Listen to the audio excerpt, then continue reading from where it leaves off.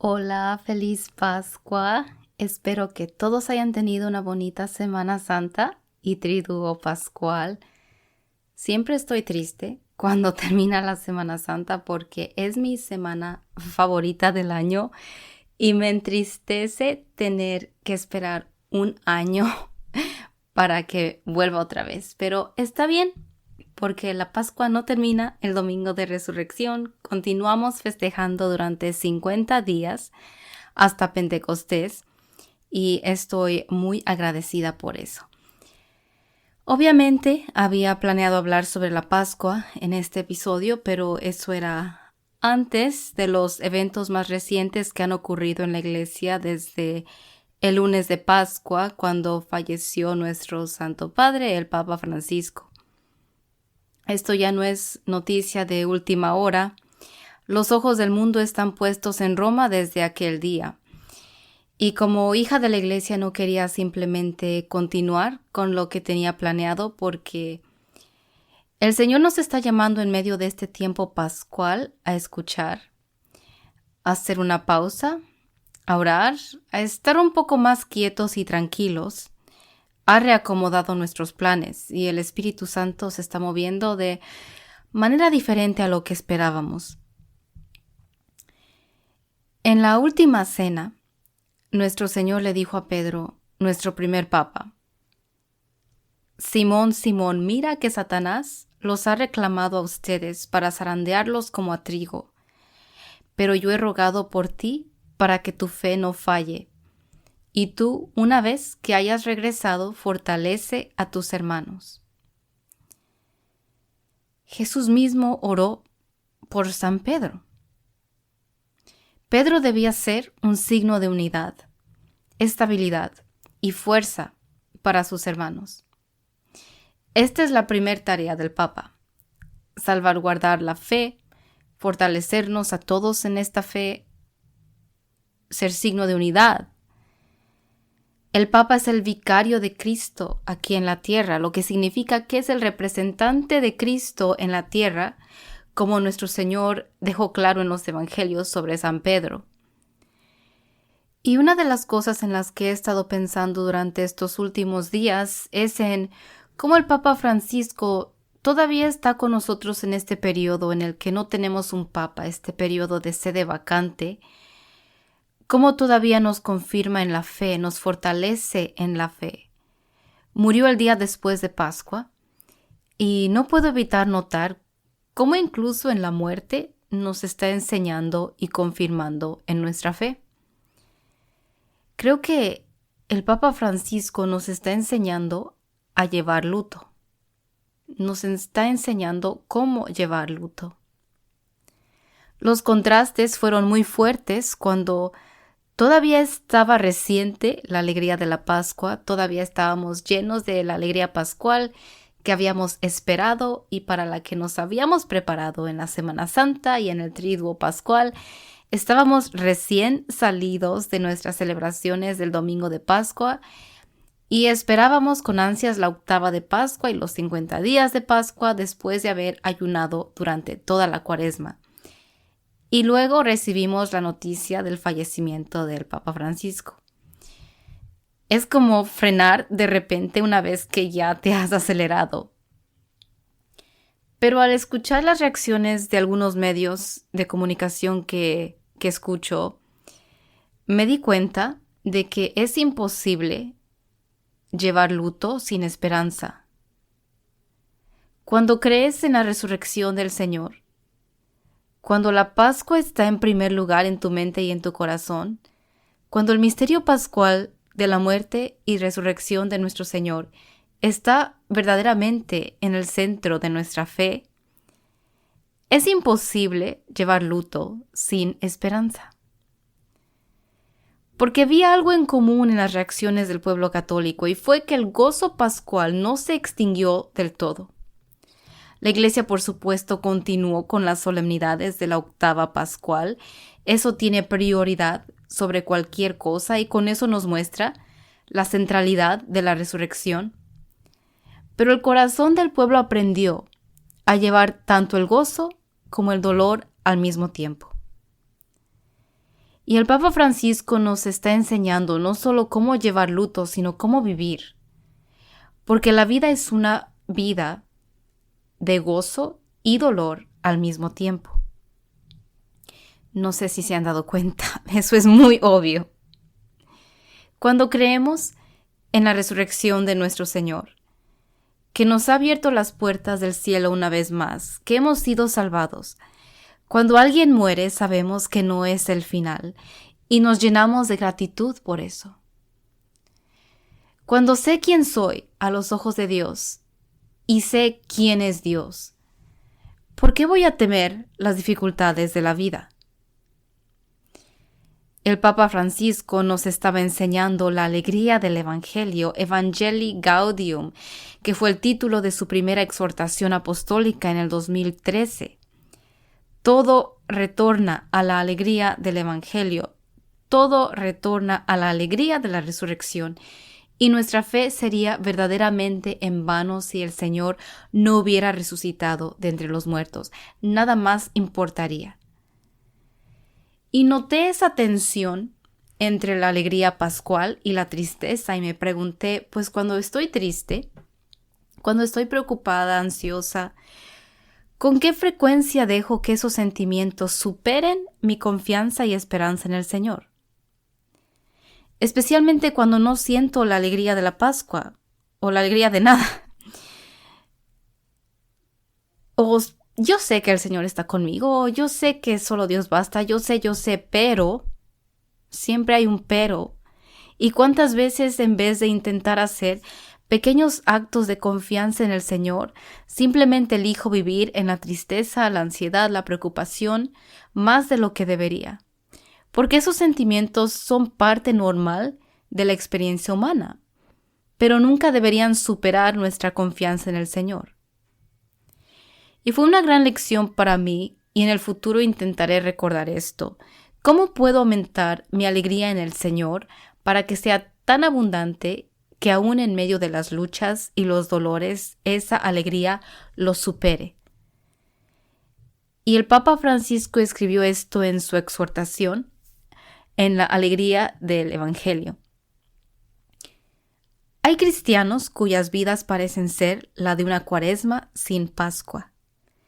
Pero reconozco que la alegría no se vive del mismo modo en todas las etapas y circunstancias de la vida, a veces muy duras. Se adapta y se transforma y siempre permanece al menos como un brote de luz que nace de la certeza personal de ser infinitamente amado, más allá de todo. Comprendo a las personas que tienden a la tristeza por las graves dificultades que tienen que sufrir, pero poco a poco hay que permitir que la alegría de la fe comience a despertarse como una secreta pero firme confianza, aún en medio de las peores angustias. Creo que el Papa Francisco nos enseñó muy bien esta lección en estas últimas 2 semanas y nos enseñó mucho durante su papado. Sé que una de las cosas por las que personalmente estoy muy agradecida es que proclamó un año de San José desde diciembre del 2020 hasta diciembre del 2021. Y sé que no soy la única que desarrolló una relación más profunda con San José en ese año. Y muchos de nosotros redescubrimos a San José como un padre, como un ejemplo de masculinidad, un protector poderoso. Y estoy agradecida también de que el Papa Francisco haya destrozado la idea de que hay un molde en el que los católicos deben encajar. Ese molde no existe. Hay tantas maneras de vivir la fe como personas. Y tal vez no me parezca a la persona en la banca frente a mí, pero eso no significa que esté haciendo algo mal. Así que le damos gracias al Papa Francisco por todo lo que hizo por nosotros, por el peso que llevó por nosotros hasta el final. Es increíble que los papas hagan esto, lo activos que son en la vejez. Ellos reciben el nuevo trabajo de ser papa después de la edad de jubilación, el trabajo de dirigir a toda la Iglesia Católica, el trabajo más grande de sus vidas. Imagínense que llegan a cierta edad y que apenas empiezan a trabajar. ¿Se imaginan cuánto odia Satanás al Santo Padre? ¿Han pensado en eso? ¿Se imaginan el peso del papado, de ser el padre de cada alma en el cuerpo de Cristo, el vicario de Cristo en la tierra, la responsabilidad ante Dios, ante la iglesia y ante el mundo? Porque lo que dice el Papa se escucha, lo que dice el Papa es relevante, ahora más que nunca con los medios de comunicación. No solo lo que dice dentro del catolicismo, sino también lo que dice respecto a los acontecimientos mundiales actuales. El mundo se detiene a escuchar lo que dice el Papa. Para este próximo cónclave, ¿tiene realmente alguna utilidad intentar predecir quién será el próximo Papa? Si Dios quisiera que yo decidiera quién será el próximo Papa, me habría nombrado cardenal, pero Dios eligió a los cardenales para este momento de la historia, para que fueran ellos quienes decidieran. Estos cardenales, que son ignorados por el mundo prácticamente todo el tiempo, ahora tienen la atención del mundo sobre ellos. Dios los eligió, no me eligió a mí, para este papel en particular. Pero eso no significa que yo no tenga un papel, porque soy parte del cuerpo de Cristo, tanto como ellos. Entonces, ¿cuál es mi papel en este momento? Mi función no es predecir quién será el próximo Papa. Mi función no es conectarme a Internet y publicar una lista de características que creo que sería bueno tener en el próximo Papa. Eso no significa que no creo que un papa deba tener ciertas características. Claro que sí, pero no es mi trabajo decidir. No veo el panorama general, no tengo todos los detalles. Solo conozco mi propia experiencia en mi iglesia local y los cardenales se están reuniendo para discutir muchas cosas, como la administración del Vaticano, los recursos del Vaticano, sus organizaciones benéficas, su trabajo, entre muchas otras cosas, por supuesto, pero estos son ejemplos de cosas de las que sé muy poco o nada. Y les voy a leer algo que publicó el Vaticano acerca de los temas que se trataron en una de las reuniones de los cardenales la semana pasada, para que vean en verdad lo que se está discutiendo y que no tiene caso promover nuestra opinión en sí, porque la mayoría de las veces no sabemos de lo que estamos hablando.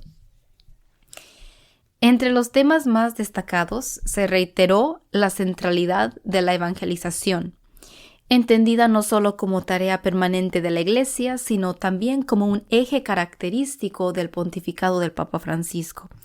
Se subrayó la necesidad de anunciar el Evangelio con renovado vigor, especialmente en los jóvenes, y de hacerlo desde todos los niveles eclesiales, desde las parroquias locales hasta la estructura de la curia. La Iglesia fue descrita como una comunión fraterna evangelizadora, cuyo testimonio debe ser claro y coherente con el mensaje de Cristo. En este sentido, varios cardenales hicieron hincapié en el deber del testimonio cristiano y en el riesgo que suponen los escándalos sexuales y financieros que comprometen la credibilidad de la misión eclesial. Se recordó el pasaje evangélico: por cómo os amáis os reconocerán, como llamado a la unidad visible y al amor fraterno como signo de autenticidad. Otro punto de atención fueron las iglesias orientales, cuyos sufrimientos fueron evocados, reconociendo al mismo tiempo la fuerza de su testimonio en contextos de persecución y conflicto. Ya casi acabo.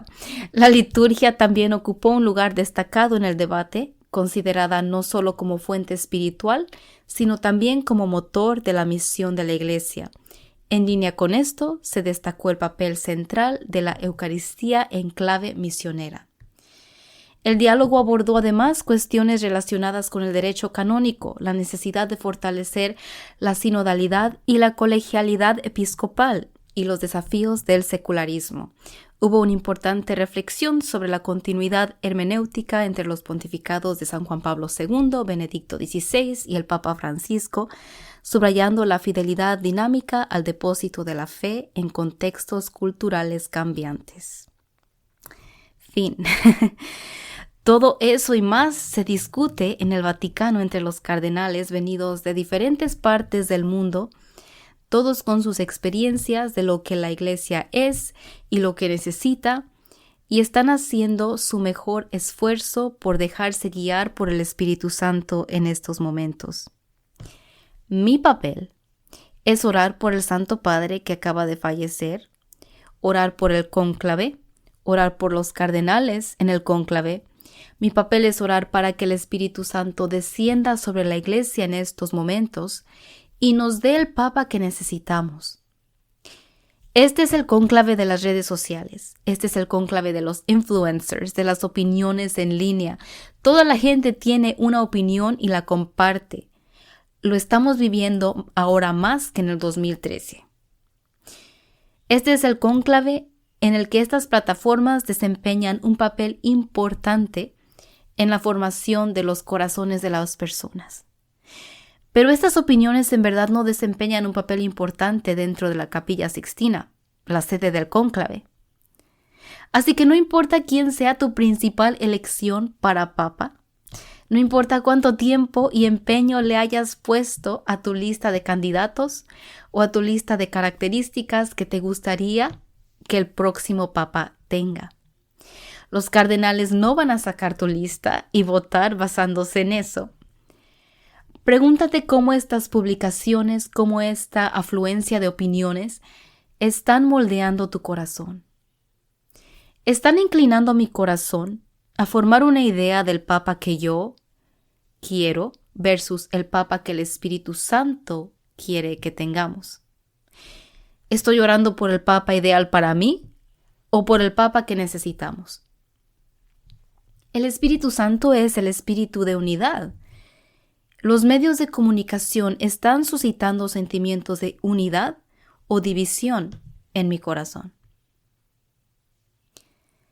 El Espíritu Santo es Dios y Él ya sabe lo que va a pasar porque está fuera del espacio y del tiempo. Pero eso no significa que vaya a susurrar un nombre al oído de estos cardenales, porque uno de los mayores misterios y misericordias de Dios es que nos permite colaborar en su obra de salvación. La gracia se construye sobre la naturaleza humana. Por eso no somos títeres que Él mueve. Nos da toda la gracia necesaria para responder a su voluntad, pero aún tenemos la libertad de no hacerlo. Él nos permite colaborar con Él. Es muy obvio que ha habido papas en la historia que no han sido tan buenos, y nunca ha habido un papa perfecto en la historia de la Iglesia. La realidad es que Jesús prometió estar con la Iglesia hasta el fin del mundo. Tenemos la certeza de lo que la Iglesia enseña cuando habla de doctrina y fe es verdad, pero nunca se nos ha prometido un papa perfecto. Y como todos sabemos, a veces lo que queremos no es lo que necesitamos. Lo que queremos no es lo que nos conviene. Y decimos, Dios, ¿por qué me pasa esto? ¿Por qué no me das esto? Dice la Escritura, nosotros no sabemos pedir lo que nos conviene. Pero el Espíritu mismo intercede por nosotros. Si eres papá o mamá, entiendes esto muy bien, que a los hijos muchas veces no se les da lo que quieren, sino lo que necesitan. Y quién sabe qué es lo que necesitamos ahorita, según Dios. A veces estamos ciegos a las enfermedades que tenemos y luego llega Él a exponerlas. Mi papel ahora mismo en la Iglesia es orar y ayunar por el cónclave. En unión con el Espíritu Santo que ora por nosotros, Él está a nuestro favor. Él es el Paráclito, que significa intercesor, abogado, el que nos defiende, el que quiere lo mejor para nosotros. Como miembro del cuerpo de Cristo, es mi deber ser quien Dios quiere que sea. Y dice San Pablo en su analogía del cuerpo, el cuerpo no es un solo miembro, sino muchos. Si un pie dijera, porque no soy mano, no soy del cuerpo, no por eso pertenece menos al cuerpo. ¿Te imaginas si un ojo quisiera ser oído? ¿Te imaginas que en lugar de centrarse en ver, intentara oír? pues todo el cuerpo quedaría desequilibrado, el cuerpo tendría dificultades para funcionar correctamente, mínimo andaría mucho más lento. No podría ver bien, pero tampoco escucharía bien y entonces el resto del cuerpo también estaría en caos. Se nos llama a la iglesia militante a los que todavía estamos aquí en la tierra luchando por nuestra salvación. La iglesia necesita que cada uno de nosotros esté en su puesto, cumpliendo las tareas que nos fueron encomendadas. Tal vez eso significa aumentar tu oración, aprovechar los hábitos en los que trabajaste durante la Cuaresma si fortaleciste tu músculo de oración. Tal vez eso significa aprender un poco más sobre lo que sucede cuando muere un papa. ¿Qué es un cónclave? ¿Qué sucede durante un cónclave? Aprender más sobre el papado y simplemente aprender lo básico para que puedas hablar de ello con otras personas en tu lugar de trabajo, en tu familia, con tus amigos. Y aprender de verdad, no solo dejarte llevar por los sensacionalismos que nos ofrecen los medios, que no saben nada de la iglesia pero crean confusión en la gente. No sé si te has dado cuenta que en estos tiempos, el tiempo después de la muerte de un papa es en verdad un buen momento para ser católico. Nadie se puede escapar de la iglesia católica. Los ojos del mundo están puestos en la iglesia desde el momento en que se anuncia su fallecimiento hasta que se anuncia el nuevo papa. Hay cobertura todos los días por las principales cadenas de noticias y este año la oficina de prensa del Vaticano tuvo un grupo aún mayor de credenciales de prensa que otorgar debido a la cantidad de personas influyentes y medios de comunicación que fueron a Roma. Mucho más de lo que se había visto antes.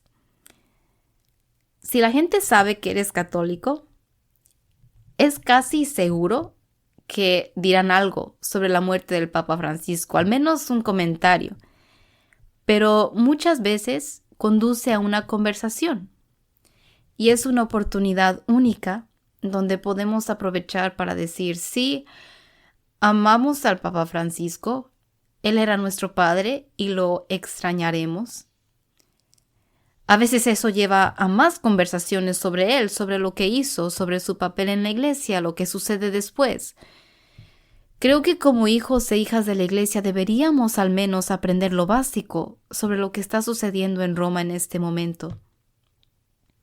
Tengo una compañera de trabajo a la que le fascinó aprender que la iglesia usa señales de humo para comunicarse durante el cónclave. Ella no lo sabía y pensó que era divertido y fascinante y luego dijo, oye, cuéntale esto a esta y otra compañera sobre las señales de humo de las que me estabas hablando.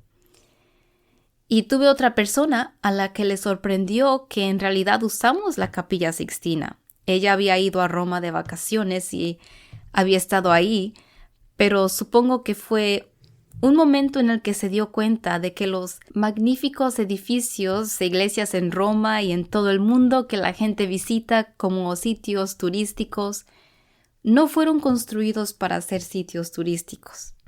Fueron construidos con un propósito. Y ese es glorificar y servir a Dios. Tienen dueño. Si buscas la Capilla Sixtina en Google ahorita, dice que está temporalmente cerrada. No importa quién esté allá de vacaciones. Y esa misma compañera que fue a Roma me dijo que había escuchado que el Papa estaba enfermo y le comentaba a su hija que ojalá el Papa no muriera durante su tiempo allá. Pensando, claro, en la inconveniencia para ellas si eso llegara a suceder, porque no habrían podido ir a algunos de los sitios a los que planeaban ir. Y dijo, no es que haya un buen momento para que se muera el Papa, pero pues es algo que definitivamente cambia el movimiento en Roma. Y le dije, sí, ningún momento es bueno para que muera un Papa. Pero qué bendición estar en Roma cuando sucede. Qué bendición sería estar presente en esos días. Y pues ya no dijo más. Y le dije, la gente visita Roma y entra y sale de las iglesias y toma fotos y admira la belleza y la historia y grandeza de todo eso. Y listo, ya vi la Capilla Sixtina, listo, vio el Coliseo, vi la Basílica de San Pedro. Pero para un católico no es así de simple. Estos son lugares de adoración, Estas iglesias tienen un propósito y esa es la celebración de la Santa Misa. Esos sitios son lugares que contienen la historia de nuestra familia, contienen sus reliquias, sus tumbas. No podemos simplemente entrar y salir de ahí sabiendo que nuestra familia está enterrada ahí. Imagínense ir a un cementerio donde está enterrada tu familia y ni siquiera detenerse a reconocer que están ahí. Así que estén orgullosos de ser católicos. Estar orgulloso es algo que comúnmente decimos, no en el sentido negativo de ser una persona orgullosa, sino en el sentido positivo de gratitud por nuestra historia, la valentía de nuestros antepasados, los santos que han dejado legados y mensajes tan fuertes, la belleza de nuestra fe, ser parte de la iglesia que Cristo fundó, saber que en un momento de la historia, un pescador fue crucificado al revés y en la colina del Vaticano, y ahora la iglesia más grande del mundo se encuentra sobre su tumba. Y estamos a punto de ver a su sucesor número 267 saludar a las multitudes en este mismo lugar. ¿Eso no te llena de gratitud? Terminaré con una de mis historias favoritas del cardenal Francis George. Él falleció en el 2015. Pero fue mentor del obispo Robert Barron y básicamente es el abuelo de su ministerio Word on Fire, que es muy popular y muy bueno. El cardenal Francis George también fue el obispo de mi diócesis antes de que yo naciera, la diócesis de Yakima, aunque ya no es mi diócesis actual. Y lo pude conocer en el 2013. Pienso en esta historia con frecuencia y actualmente está circulando por obvias razones y ya verán. Cuando el recién elegido Papa Benedicto XVI apareció en el balcón de la Basílica de San Pedro, se vio al cardenal Francis George parado a un lado, perdido en profundos pensamientos. Y cuando más tarde se le preguntó qué tenía en mente en ese momento, compartió esta reflexión. Dijo el cardenal: estaba mirando hacia el Circo Máximo, hacia el Monte Palatino, donde una vez residieron y reinaron los emperadores romanos, y contemplaron la persecución de los cristianos, y pensé, ¿dónde están sus sucesores? ¿Dónde está el sucesor de César Augusto? ¿Dónde está el sucesor de Marco Aurelio?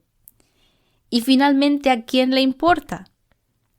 Pero si quieren ver al sucesor de Pedro, él está justo a mi lado, sonriendo y saludando a la multitud.